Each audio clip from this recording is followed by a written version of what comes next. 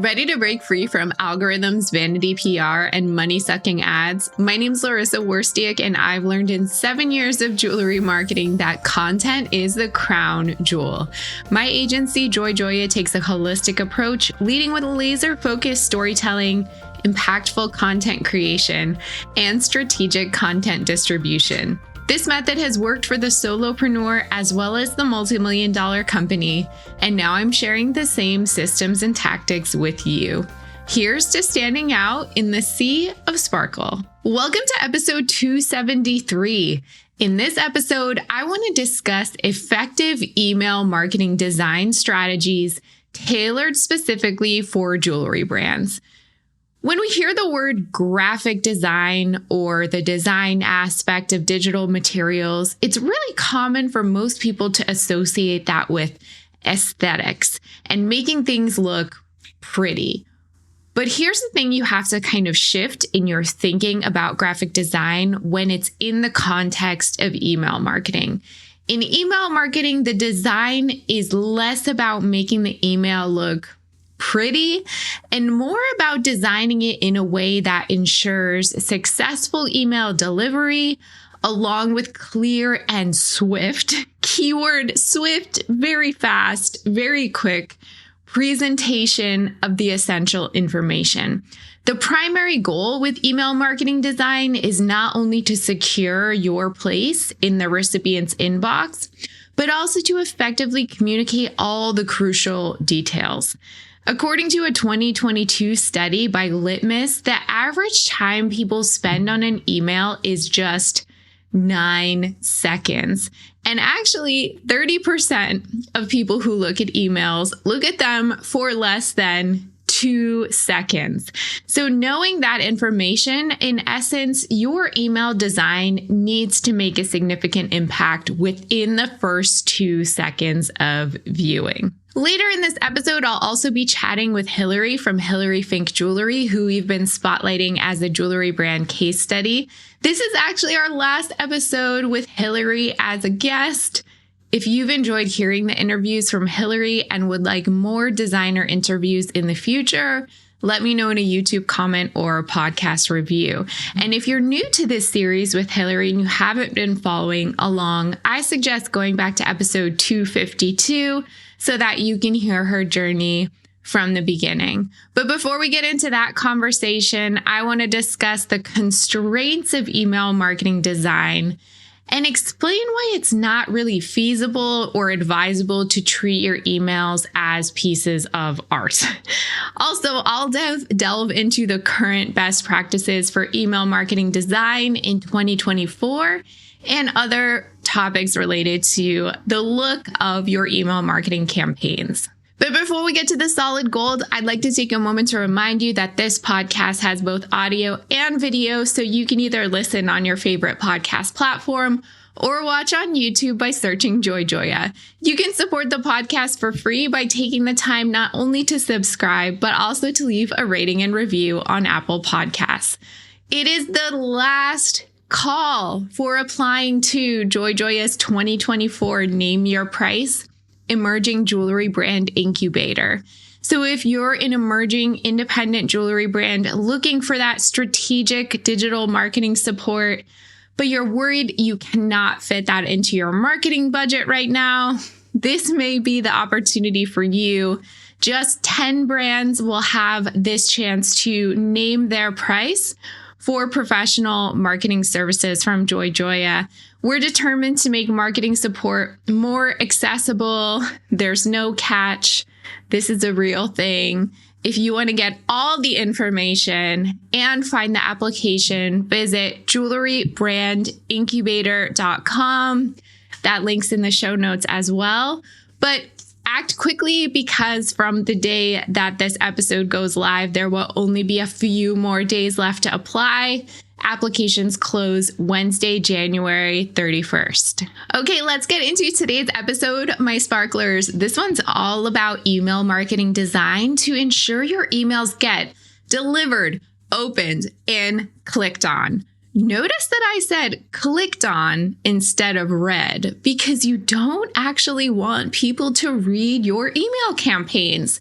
The email should really be scannable and interesting enough to pique someone's curiosity so that ultimately they click through to your website where they can look at your products, add them to their carts, and make a purchase. So first things first, I want to cover the constraints of email marketing design so you can really understand that an email marketing campaign is not the same as like a blank canvas. You can't really just unleash all your creativity on it. There are certain constraints and boundaries within which you have to work. And I've spoken to some jewelry entrepreneurs who really get frustrated because they want their emails to look as beautiful and stylish as other elements of their brand, like their e-commerce website, their packaging, or their social media feeds and photography. And I totally get that. I'm all about making your brand look as good as possible. But the reality is that making beautiful emails is actually going to backfire on you. So you have to keep that at the forefront of your mind. And here is why. These are two things you need to know if you're sending email marketing campaigns in 2024. Remember these two things, okay? Number one, not all email inboxes are created equal. And number two, the recipients are viewing your email on many different kinds of devices and browsers. So you have a lot of things working against your favor. All of these unknown variables in regard to who's viewing your email makes creating an email that looks universally good very challenging. So even though something might look beautiful to you on your screen when you're making it in your email provider, it can actually look like a complete mess and or not even load correctly on another person's device. So all your efforts in making a beautiful design will unfortunately be wasted. And you have to kind of just assume that's going to happen again, because there are so many unknown variables. The other thing is with the different email clients and settings, that can really impact how your emails are seen and perceived by your subscribers. So there's image blocking, which can lead to your emails appearing blank. Maybe improper scaling for mobile devices. There's also varying support for HTML elements, meaning your emails will just not look the same. Some people use dark mode, for example, on their phones. And again, that will make your email look much different than it looks for you when you're designing it. So email testing is really crucial to catch as many issues as possible. And I'll say more about that in just a little bit. So what are the best practices for email marketing design in 2024?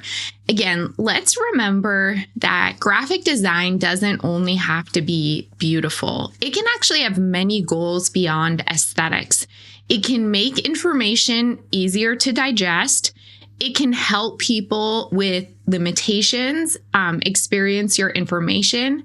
And it can help information be more efficiently delivered and more action-oriented.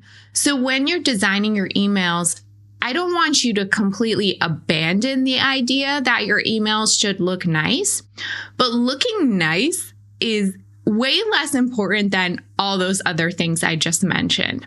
So you're going to want to prioritize usability over aesthetics in your emails. Emphasize the call to action. Make the message clear with a visual hierarchy. And by visual hierarchy, I mean that it's very easy for the eye to follow where you want someone to look. So you're kind of guiding the eye through the email. Make it easy to digest no matter what device or email inbox. And think about subscribers who may have special things enabled on their devices like dark mode. You also want to minimize your designs, and this is kind of the hardest pill to swallow. The biggest mistake that I see when I'm looking at email campaigns, there's a tendency to want to put all the things in an email when really you want to keep it simple. One short digestible message per email. And when you're deciding between verbose or concise, I want you to opt for brevity. So include only the essential details in your email.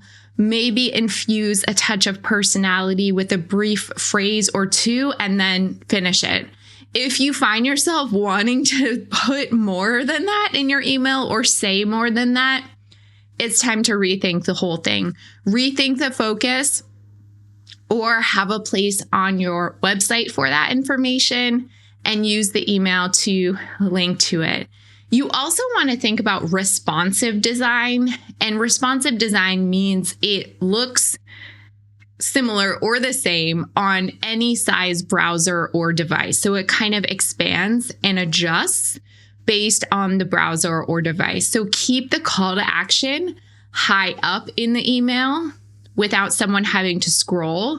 Spread out the links to consider people who just scan emails. Make sure buttons are really obvious and high contrast, and make sure everything's easy to click, even on a small mobile device screen.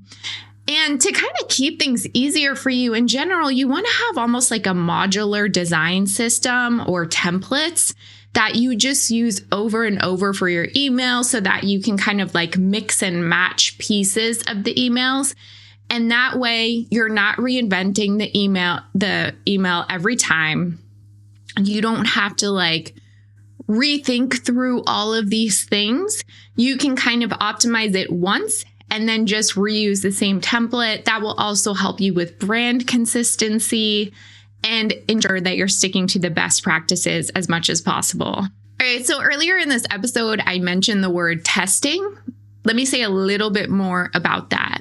So you never, ever, ever, ever, ever, ever want to schedule or send an email campaign without testing it first. Even if you're just sending the test to yourself, that's better than not testing it at all. So most email platforms like Klaviyo, like MailChimp, they have in-platform testing. So you can show a preview while you're there designing the email. And then you can also send yourself a test that goes to your email inbox. And you really want to do both. And in that test, or in those tests, you want to check all the links, proofread the copy. Also, if you have multiple email addresses on like different email services like Gmail versus whatever other email address, maybe a work email, send it to many different email addresses and test it in all of those inboxes and on as many devices as you have available. So look at it on your iPad, on your smartphone, on your other tablet, whatever, on your computer, on your laptop. I guarantee you it will look different some way, and you will notice those differences. It's pretty much impossible to completely remove all those differences. The goal is to kind of minimize anything that won't load, that looks broken, that causes confusion, that obscures your calls to action. And if you have friends who are willing to help you out, or team members that you work with, send them tests too and ask them if there's anything that looks weird to them or that surprises them about the email, because you may not even be seeing it yourself, even in the tests that you send. It's pretty hard in email marketing to account for all the possible quirks that could happen, but you can really do your best to minimize those unwanted surprises. I also want to mention some resources too. So if you're a solopreneur without an email marketing team and all of this feels overwhelming for you, I suggest to kind of start just being a student of email marketing. And I don't mean you have to take a course or anything. But what I really believe is that you can't effectively market anything if you're not aware of how other companies and other brands are marketing themselves, because that's how you get ideas. You start to see trends and patterns. You start to understand, even from a business owner and consumer perspective, like what's annoying to you, what do you like or admire. So to be a student of email marketing, I want you to sign up for emails from a few different brands, both small and large. and look at those emails both on your mobile device and desktop to see how they display. A lot of people are resistant to this because they're like, I don't shop online.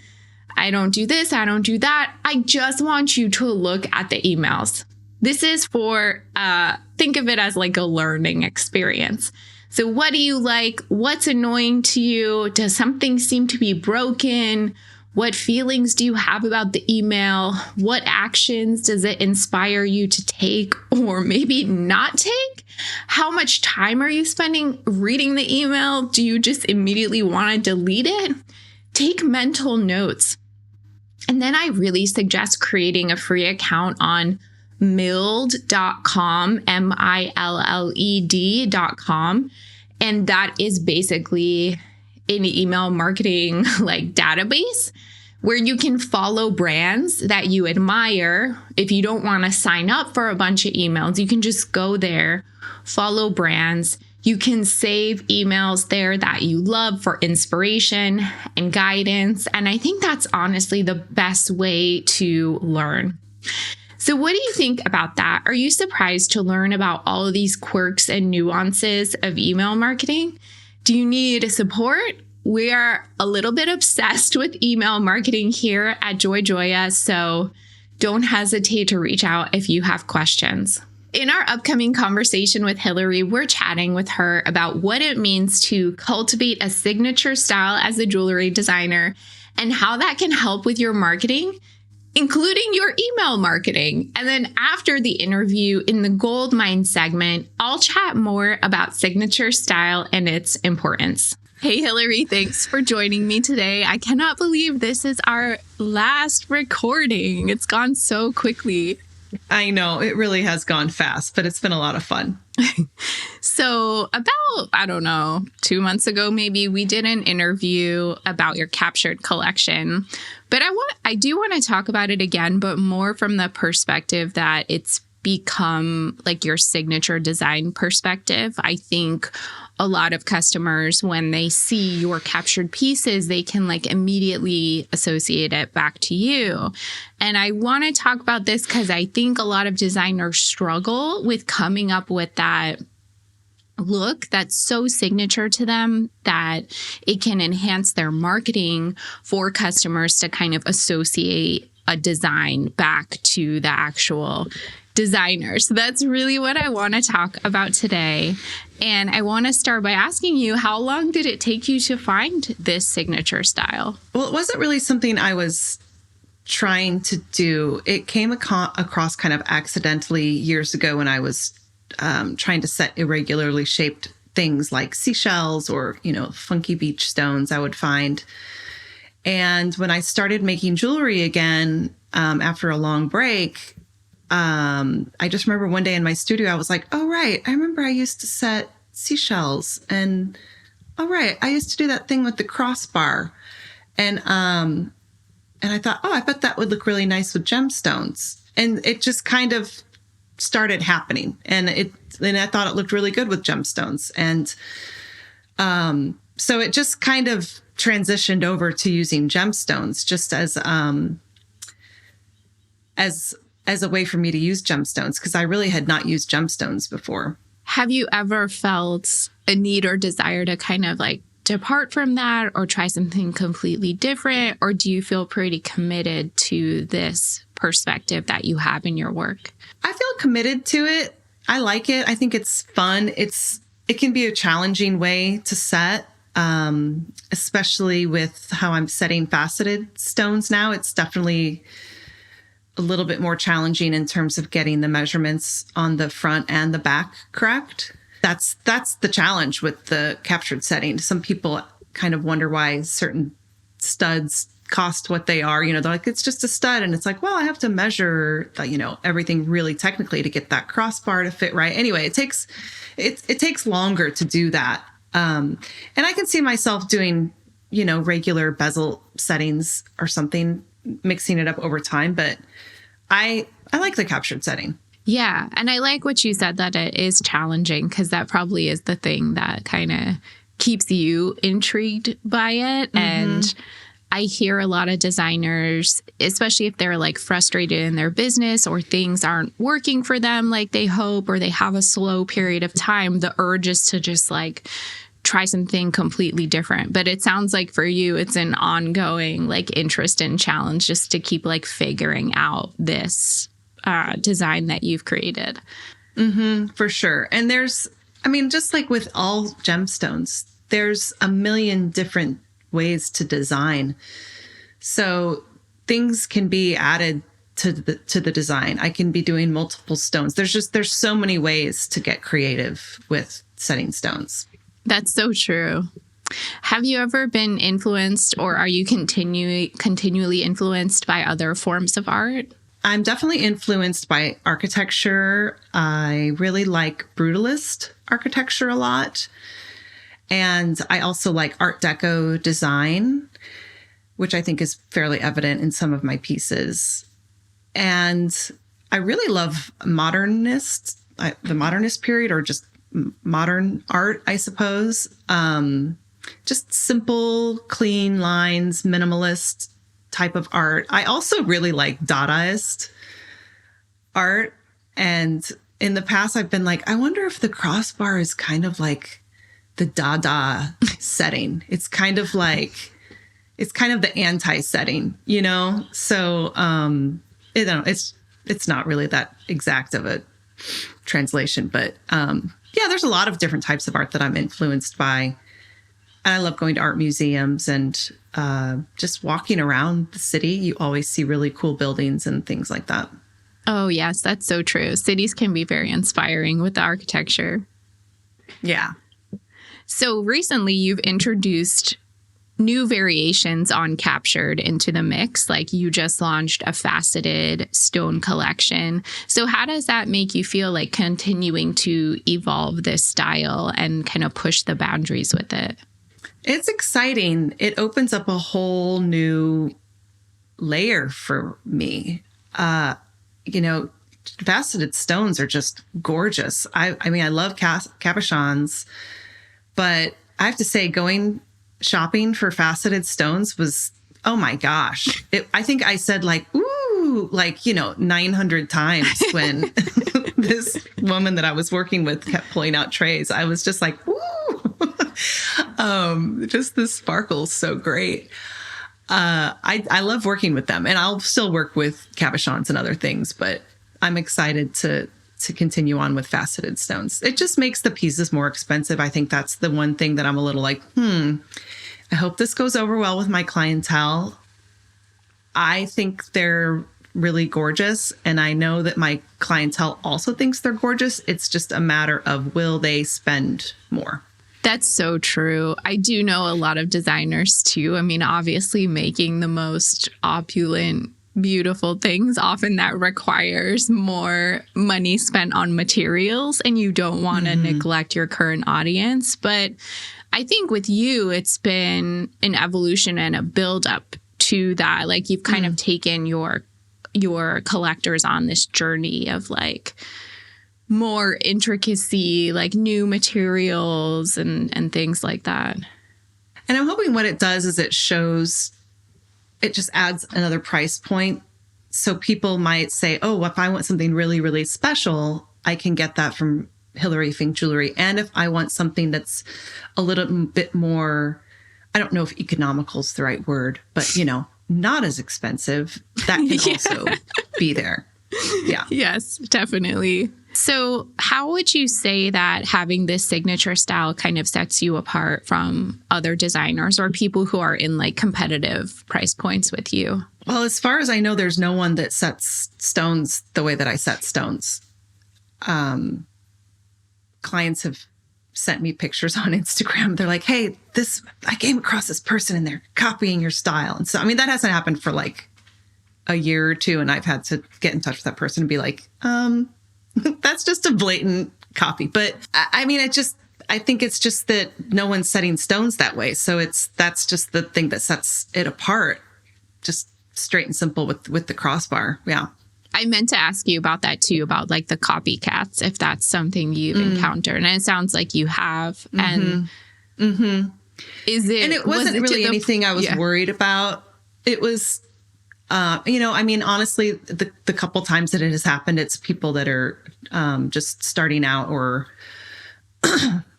haven't been doing it for very long, I suppose. And, I was very nice when I reached out to them and just let them know, like, you need to find, the whole point of art is to find your own style and express yourself differently from others. And you shouldn't copy other people's work. Like, you just, straight and simple, you just shouldn't copy people's work. And, we're all influenced by things. And there's so much that is maybe, generated ideas that you can see little influences here and there, but straight up copying is just, it's just not cool. No, definitely not. Well, it seems like with you, there's a technical element that you've mastered by doing it for so long. And I feel like it would be hard for someone to copy it unless they literally spent years like working on it the same way you have. Yeah, it just takes careful measurement. And I don't always get it right. I mean, the other thing that's nice about this is that you can tell that the pieces are made by hand. Because sometimes, I try as hard as I possibly can to get that crossbar on straight. But, sometimes the drill moves like a 0.5 millimeter and you're like, oh, but then I'm like, well, you know what? That just kind of, that makes it you can see that it's made by a human, my hand is in every piece. So they're never going to be perfect. I don't ever really want a piece to be perfect just because I'm not striving for perfection, but they can be challenging to set, especially the faceted stones. That's a whole other thing with having to, measure from you're basically making two settings and measuring from the back and the front. And maybe that's how people do it with prong settings. I don't know. I've never gotten into prong settings. So maybe this is not as hard as I think it is. Yeah. Yeah, definitely.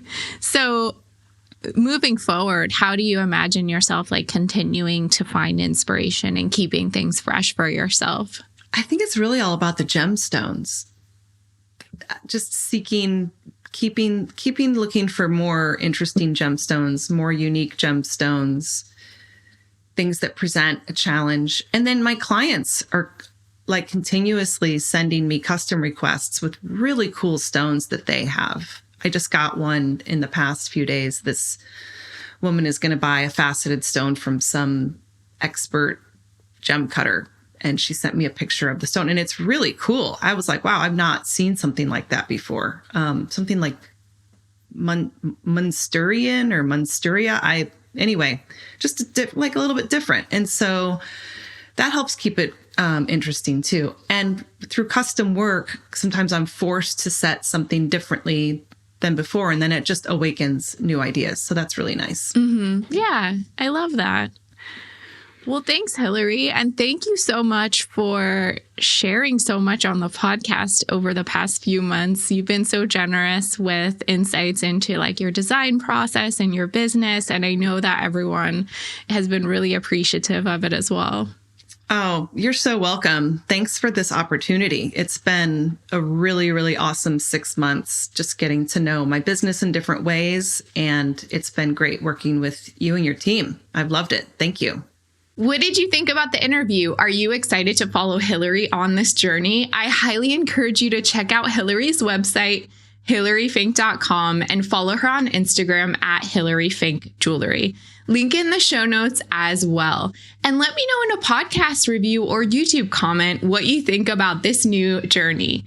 Okay, let's get into the gold mine. Welcome to another edition of The Gold Mine, a segment where I get personal and share insights on entrepreneurship, mindset, success, growth, and all things business. This week's Gold Mine is all about having a hero product or bestseller. So about a month ago, I came across this really great article on Business of Fashion, and I'll put that link in the show notes.